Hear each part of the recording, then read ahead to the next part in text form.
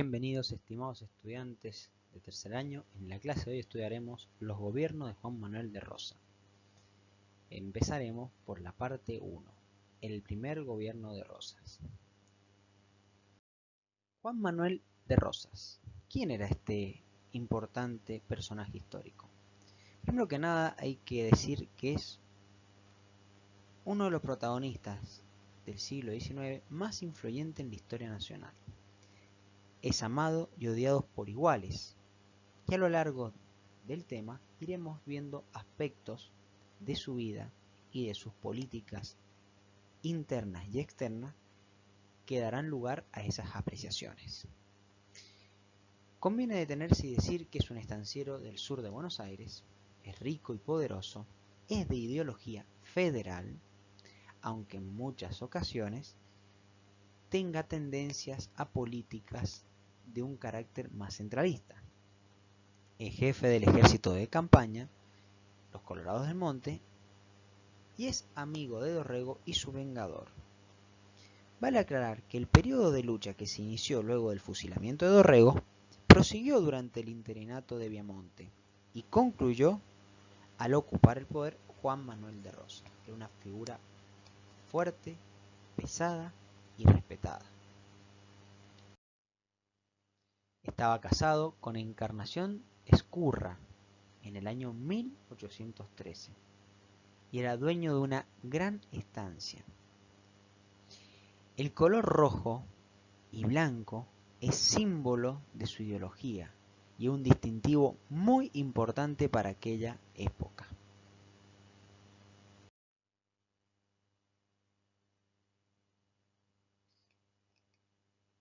Por supuesto que tiene aspectos positivos y negativos. Uno de sus aspectos positivos es que era un patriota nacionalista. Pero uno de los grandes aspectos negativos es que era muy intolerante frente a los que pensaban diferente a él. Primer gobierno. Encontramos el 13 de diciembre del año 28 el fusilamiento y muerte de Dorrego en manos del general Lavalle. Luego está la batalla en Puente Marqués y el pacto de Cañuelas y Barracas, donde Rosas había pactado con Lavalle. En un periodo muy corto gobierna Viamonte y vemos que en diciembre del 29 ya Juan Manuel de Rosas es el gobernador de Buenos Aires, prácticamente un año después de la muerte de Dorrego. ¿Por qué Rosas recién gobierna un año después? No porque le falte aspiración, sino que no era el contexto propicio para hacerlo. Había mucho revuelo y convulsión dentro de Buenos Aires. El gobierno de Rosas es del año 29 al 32, el primer gobierno de Rosas. Gobernador de Buenos Aires. Y vale destacar lo siguiente, fíjense el color que tiene este mapa. Lo que vemos en un color azul o celestito dentro de la misma provincia de Buenos Aires eran territorios que no estaban del todo consolidados para la provincia, sino más bien que eran tierras con una delimitación muy difícil y que convivían todavía aborígenes que en muchos casos eran bastante hostiles. Cuando asume Rosas, se le entregan poderes especiales, que se la denominaban facultades extraordinarias, que era tener en la misma persona un poder ejecutivo y un poder judicial. ¿Con qué título se va a enmarcar él? Con el título del restaurador de las leyes.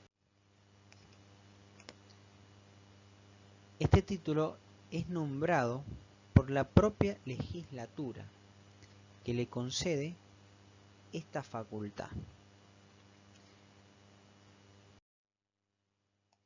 Hay una gran alegría dentro de Buenos Aires porque la mayoría de las personas se consideran federal. Hay que aclarar lo siguiente.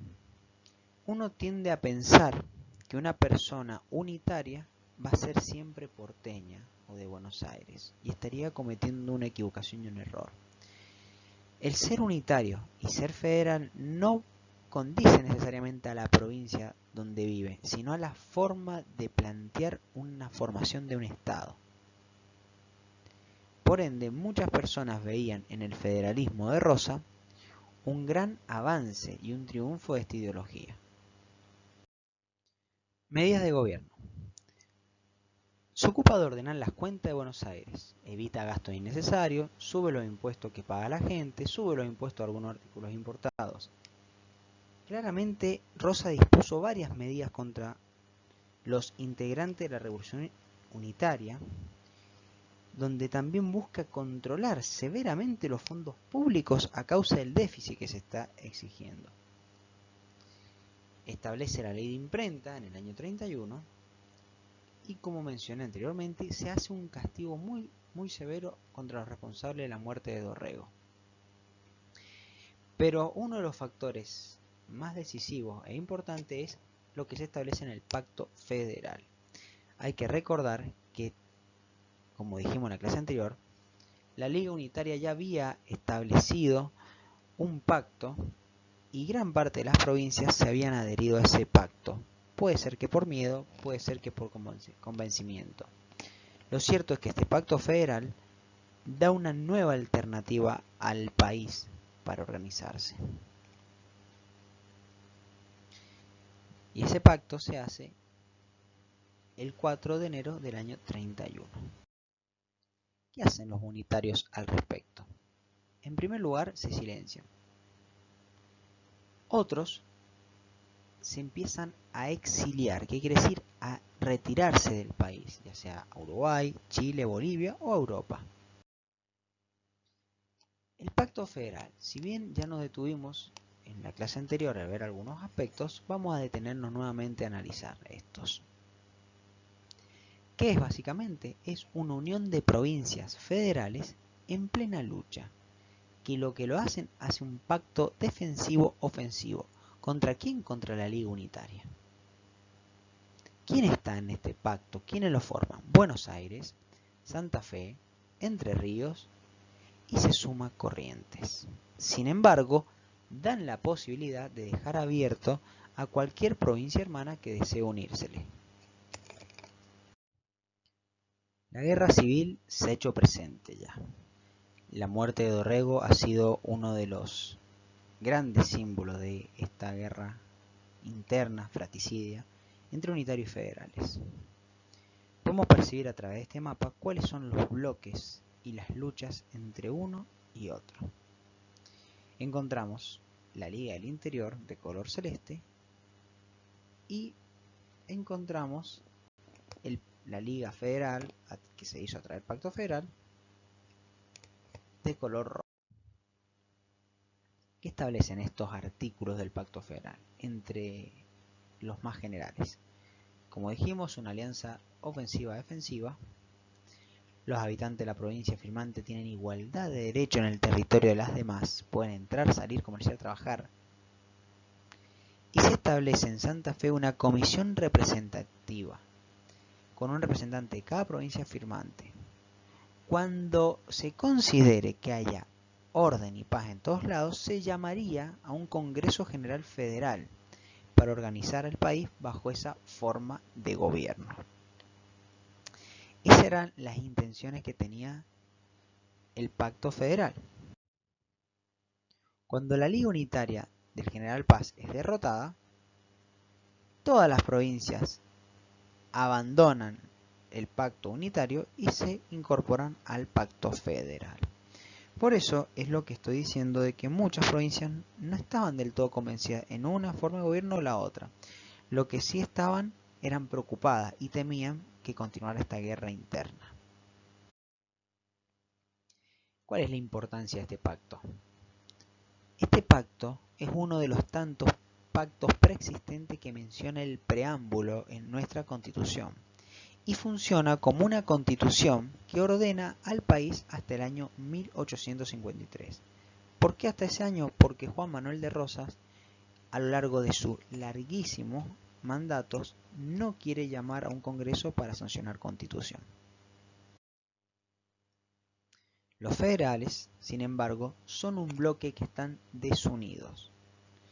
¿Por qué? Porque uno podría decir de que los federales tienden a pensar lo mismo y claramente no lo es así. Por eso encontramos distintas vertientes federales en esta historia argentina. Encontramos a grupos porteños que son apostólicos, mientras que encontramos a otros que son cismásticos. ¿Qué significa esto? Que un gran grupo de federales son extremadamente creyentes y quieren el apoyo de la Iglesia cristiana, católica. Sin embargo, otros no lo quieren. Por otro lado, encontramos federales del litoral que lo que están interesados es que en su puerto se pueda comerciar de manera internacional. Y Buenos Aires eso le molesta, por ende Buenos Aires no era tan federal como decía ser. Y por otro lado, encontramos los federales que están en el interior, entiéndase interior a las provincias que no es Buenos Aires, podemos decir en aquel momento Santa Fe y Córdoba. Facundo Quiroga es uno de los grandes caudillos del interior que regía la zona de La Rioja, San Juan, Mendoza y San Luis también. No es que la rija como gobernador, sino que es un caudillo influyente. ¿Qué quiere Facundo Quiroga? Quiere que se sancione una constitución. Como dije con anterioridad, Juan Manuel de Rosas no lo va a permitir ni querer. Entonces, ¿qué tienen en común estos federales? Que todos respetan, entre comillas, la idea de autonomía y autarquía de las provincias. ¿Qué significa eso? Que cada provincia debe gobernarse a sí misma según crea la mejor conveniencia, sin depender de que otra provincia hermana les diga qué hacer y cómo hacerlo.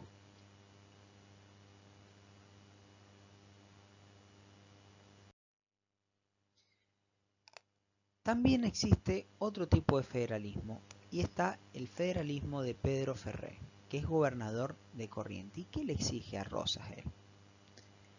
Proteccionismo por el puerto de Buenos Aires. El proteccionismo, entiéndase de la siguiente manera, es una corriente ideológica de pensamiento que promueve la protección de la industria local. Por ende, vamos a dar un ejemplo de Mendoza con el vino. Si Mendoza produce vino, lo que querría un mendocino proteccionista es que no se comercialice vino de otro lado que no sea el de Mendoza. Por ende, no le podemos comprar vino a otro sitio. O si le compramos vino a otro sitio, le ponemos impuestos muy altos para que sea muy costoso y la gente prefiera consumir el de uno. Bueno, lo mismo sucede en el proteccionismo en cualquier rubro económico, ya sea en el agro, ya sea en el ganado, o sea en la industria. Y otra de las exigencias que tiene es tener su propio puerto.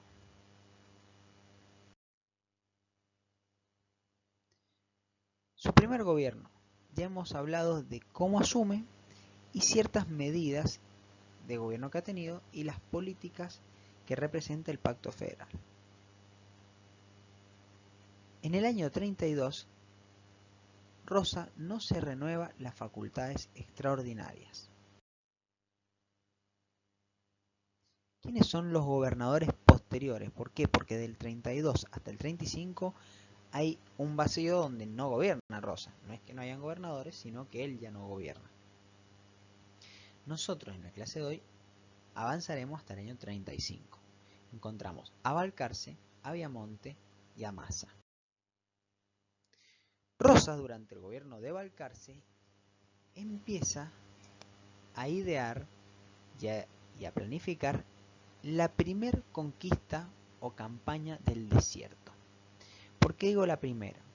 Porque en esta se van a recuperar importantes tierras, pero no va a ser tan importante como la que se produzca casi 50 años después. La campaña del desierto se hace en el año 1833 y el fin principal que tiene es extender el territorio de los blancos sobre los indígenas, principalmente sobre las tierras que son muy fértiles y que facilitarían la cría del ganado. Estancias de Buenos Aires, Córdoba, San Luis y Mendoza se adhieren y buscan la manera de extender sus dominios. Se ponen de acuerdo estas provincias para formar ejércitos e ir de manera uniforme conquistando los territorios del centro de la Argentina y del sur de la Argentina.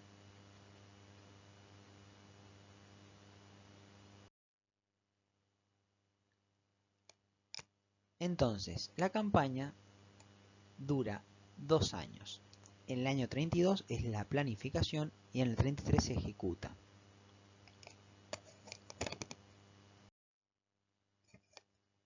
¿Cuáles son los objetivos? Bueno, uno, incorporar nuevos territorios y el otro es frenar los ataques de los indios que atacan en malones. En esta pintura podemos ver cómo los aborígenes han secuestrado una mujer blanca. Era muy común, y eso lo van a ver muy claro en el Martín Fierro, cómo los malones de aborígenes, que son grupos de aborígenes ladrones, bandidos, que asaltan, roban, matan, violan y secuestran personas en búsqueda del pillaje, diríamos, de robar algún instrumento de valor, robar ganado o simplemente asesinar personas. En el año 33 también sucede algo muy interesante para nuestra historia argentina y que tendrá repercusiones hasta el presente. Y es la usurpación de las Islas Malvinas por los ingleses. Quien estaba en ese momento, Luis Bernet, gobernador de la zona, debe retirarse. Y este sitio es muy importante estratégicamente hablando, porque a partir de ese momento los ingleses tendrán un estrecho control sobre el estrecho de Magallanes y sobre la zona sur del hemisferio. A la Argentina y a las autoridades en ese momento no incurrieron en iniciar un conflicto bélico y descuidaron de alguna manera esta intervención. Rosa regresa de la campaña y ya las noticias de la campaña en sí mismo lo están volviendo una de las personas más importantes y poderosas del momento. Eso empieza a generar un importante fanatismo en su figura y su mujer es una de las responsables en fundar lo que se denominaría la Sociedad Popular Restauradora. A finales del año 1833 y bajo la inspiración de Encarnación Ezcurra, fue creada esta Sociedad Popular Restauradora o denominada La Mazorca, con el objeto de organizar los actos de adhesión a Rosa y perseguir a todo opositor. La Mazorca básicamente era un grupo de pandilleros fanáticos de Rosa que asaltaban, que asesinaban, que extorsionaban y perseguían a cualquiera que se opusieran a Rosa. Esta sociedad ostentó como emblema la mazorca o la espiga de maíz, que significaba, como el marlo, la unión de sus integrantes. Lo que nosotros conocemos como el choclo, bueno, eso es la mazorca. Y hablaban de que era la unión la que hacía la fuerza y al mismo tiempo mostraban como símbolo de agresión y lucha. Esta pandilla era la policía que le respondía pura y exclusivamente a Rosa. En ese momento van a empezar a ver bastantes caricaturas mostrando lo siguiente: cabezas degolladas. Uno de los más particulares castigos que implementaba la mazorca era degollar personas, clavarlas en una lanza y llevarlas paseándolas de un lado a otro. Esto claramente nos habla de un contexto muy violento para la época, donde una de las políticas rosistas era la intimidación y el miedo. Cualquiera que estuviera opuesto a él podía sufrir estos castigos. La revolución de los restauradores. Balcarce quiere juzgar un diario, El Restaurador de las Leyes, y el tumulto en las calles por creer que el juzgado será Rosa. El Restaurador era un diario que estaba y que era partidario a Rosa, por ende tomaron como un valor simbólico eso, y la gente se adhería firmemente a Juan Manuel.